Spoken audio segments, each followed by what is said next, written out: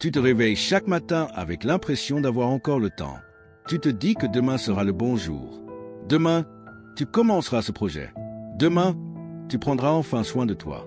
Demain, tu poursuivras ce rêve qui te hante depuis des années.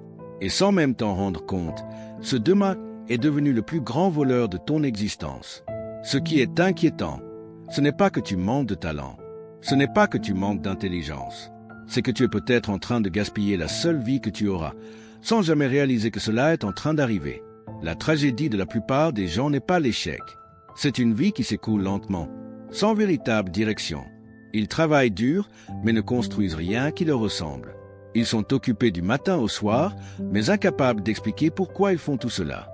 Ils remplissent leur agenda, répondent à des messages, courent après des urgences qui ne leur appartiennent même pas, puis rentrent chez eux avec cette étrange sensation qu'une autre journée vient de disparaître. Le plus dangereux, c'est que cette sensation devient normale. On finit par croire que survivre est la même chose que vivre.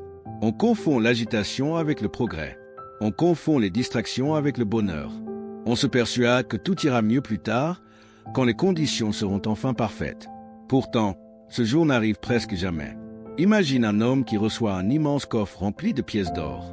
Chaque matin, une nouvelle poignée de pièces apparaît. Mais au lieu de les utiliser pour bâtir quelque chose de précieux, il les échange contre des objets sans valeur. À la fin de sa vie, le coffre est vide. Ce n'est pas parce qu'il était pauvre. C'est parce qu'il n'a jamais compris la valeur de ce qu'il possédait. Ce coffre, c'est ton temps. Chaque journée qui passe te donne un capital que personne ne pourra jamais te rendre. Tu peux gagner de l'argent après en avoir perdu. Tu peux retrouver une opportunité. Tu peux apprendre une compétence à tout âge. Mais il existe une richesse que même les personnes les plus puissantes du monde ne peuvent acheter, une seule journée supplémentaire. Pourtant, nous agissons souvent comme si notre temps était illimité. Nous repoussons les conversations importantes. Nous remettons nos rêves à plus tard. Nous attendons le bon moment pour aimer, pour créer, pour entreprendre, pour changer. Et pendant ce temps, les semaines deviennent des mois. Les mois deviennent des années. Puis un jour, on se retourne et l'on se demande où est passée toute cette vie. Mais ce n'est pas le plus surprenant. Le véritable gaspillage ne commence pas lorsque tu perds du temps. Il commence lorsque tu oublies pourquoi tu te lèves le matin. Regarde un enfant. Lorsqu'il découvre quelque chose qui le passionne, il oublie le reste du monde. Il est entièrement présent. Il explore, il crée, il apprend sans avoir besoin qu'on le motive. Puis les années passent. Les attentes des autres s'accumulent. Les peurs apparaissent. Les comparaisons deviennent permanentes. Peu à peu, cette flamme est remplacée par une simple habitude de fonctionner. On finit par vivre selon un scénario que l'on n'a jamais écrit. On choisit parfois un métier pour rassurer les autres. On garde certaines relations par peur de la solitude. On renonce à ses ambitions parce qu'elles semblent irréalistes. Et un jour, on découvre que l'on est devenu un étranger pour soi-même. Ce que très peu de personnes comprennent, c'est que les plus grandes prisons ne sont pas faites de murs. Elles sont construites avec des habitudes invisibles. Chaque fois que tu répètes une action sans réfléchir, tu renforces une identité. Chaque fois que tu dis « je le ferai plus tard », tu entraînes ton cerveau à repousser l'essentiel. Chaque fois que tu abandonnes une promesse que tu t'étais faite, tu diminues lentement la confiance que tu as en toi. Au début, ces choix semblent insignifiants. 5 minutes perdues ici, une excuse par là, une journée sans effort, puis une semaine, puis un mois, puis une année. Et soudain, ce ne sont plus des décisions isolées. C'est devenu ton mode de vie. Imagine maintenant 2 personnes qui se trouvent exactement au même point de départ. La première décide de lire seulement 10 pages d'un livre chaque jour. Elle marche 30 minutes quotidiennement. Elle économise une petite somme chaque semaine. Elle apprend une nouvelle compétence quelques minutes par jour. La seconde pense qu'elle commencera lorsqu'elle aura plus de temps. Elle attend la motivation. Elle remet tout au lendemain. Après un mois, la différence semble presque invisible. Après un an, elle devient impressionnante. Après 10 ans, ces 2 n'ont plus rien en commun. La plupart des gens sous-estiment toujours la puissance des petites décisions répétées. Ils cherchent un événement spectaculaire capable de transformer leur existence en une nuit. Mais la réalité fonctionne autrement. Une forêt ne pousse pas en une journée. Un château ne se construit pas en 1 heure. Une réputation ne se crée pas en 1 semaine. Tout ce qui dure est le résultat de milliers de petites actions invisibles. Et c'est précisément ici que tout change. La question n'est plus « Que veux-tu accomplir ?» La vraie question est « Qui es-tu en train de devenir aujourd'hui ?» Chaque choix répond à cette question. Chaque habitude vote pour la personne que tu seras demain. Lorsque tu comprends cela, tu arrêtes de chercher la perfection. Tu cherches simplement à gagner la journée. Car une vie extraordinaire n'est rien d'autre qu'une accumulation de journées ordinaires vécues avec intention. Pourtant, il existe encore un piège plus subtil. Beaucoup de personnes pensent qu'elles manquent de motivation. En réalité, elles manquent de clarté. Lorsque tu sais exactement pourquoi tu fais quelque chose, les excuses perdent une grande partie de leur pouvoir. Un navigateur qui connaît son port peut traverser la tempête. Celui qui n'a aucune destination dérive au gré des vagues, même lorsque la mer est calme. Voilà pourquoi certaines personnes semblent inarrêtables. Elles ne sont pas toujours plus intelligentes. Elles ne sont pas toujours plus talentueuses.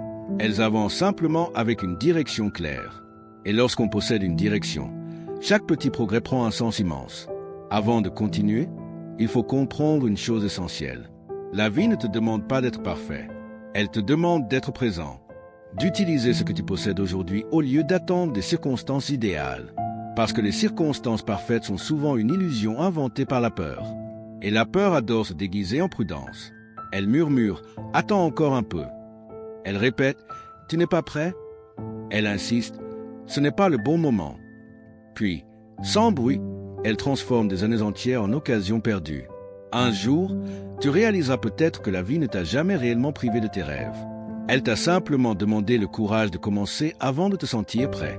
Il existe une scène qui se répète chaque jour, partout dans le monde, sans que personne n'y prête vraiment attention. Quelqu'un ouvre les yeux, attrape immédiatement son téléphone, fait défiler des centaines d'images, de vidéos et de nouvelles, puis se lève avec l'impression d'avoir déjà vécu une journée entière avant même d'avoir commencé la sienne.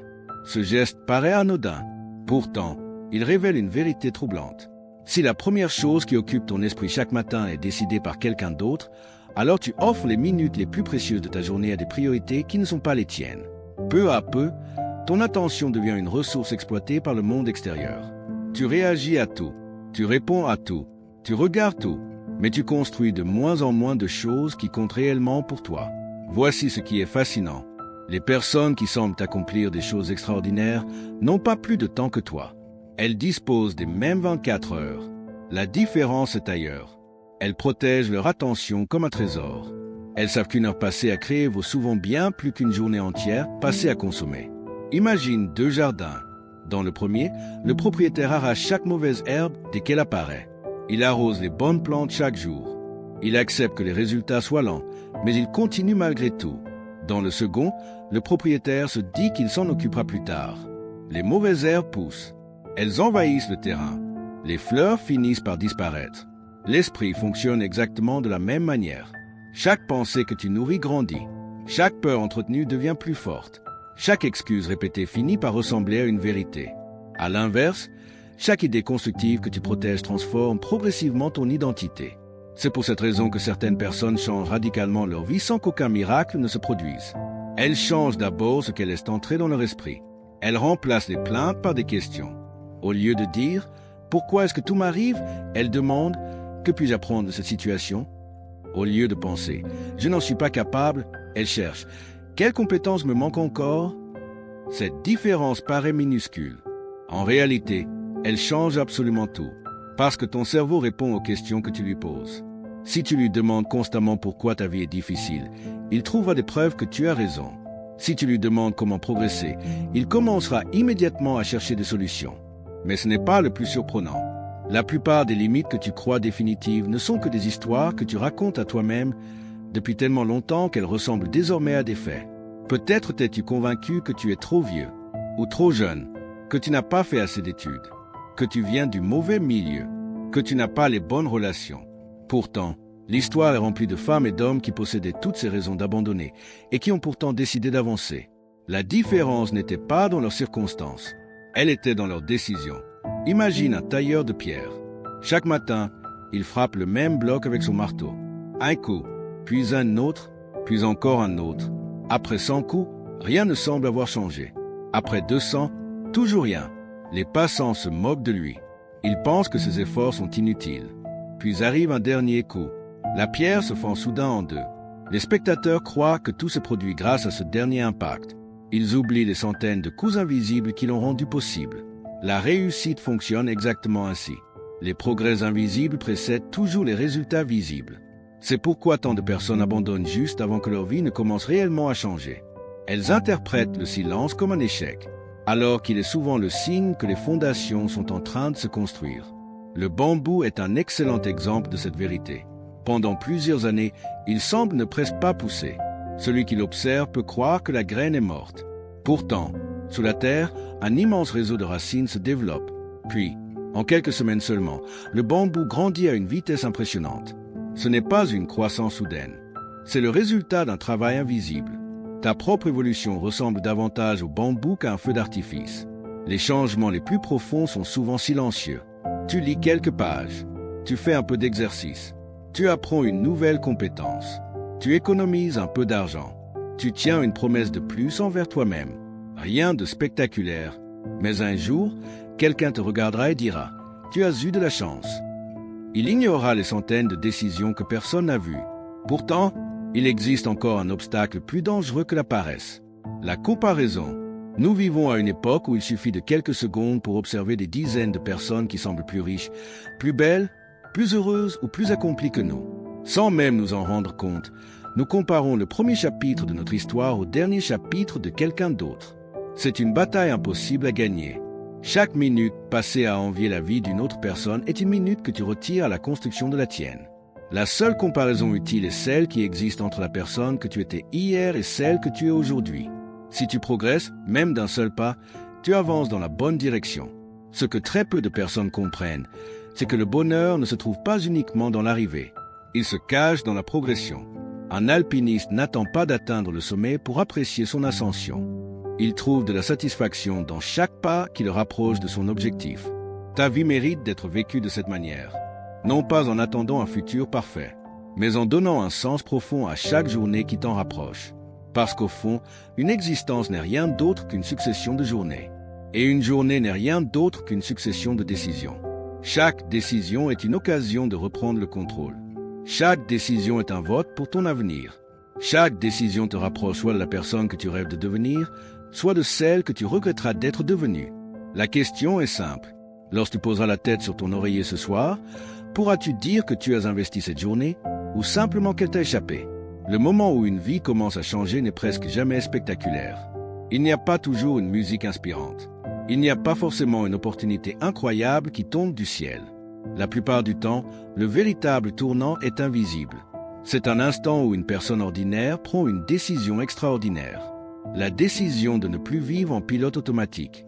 À partir de cet instant, chaque journée cesse d'être une répétition de la précédente. Elle devient une occasion de construire quelque chose. Mais pour y parvenir, il faut transformer les idées en action. Sans action, même la plus grande révélation finit par s'effacer. L'enthousiasme disparaît. Les bonnes intentions s'évaporent. Et la vie reprend exactement le même cours qu'avant. C'est pourquoi il est essentiel de créer un système, plutôt que de compter sur la motivation. La motivation est une émotion. Un système est une discipline. Et la discipline te soutient précisément lorsque la motivation t'abandonne. Imagine un avion qui doit traverser un océan. Le pilote ne se fie pas à son humeur.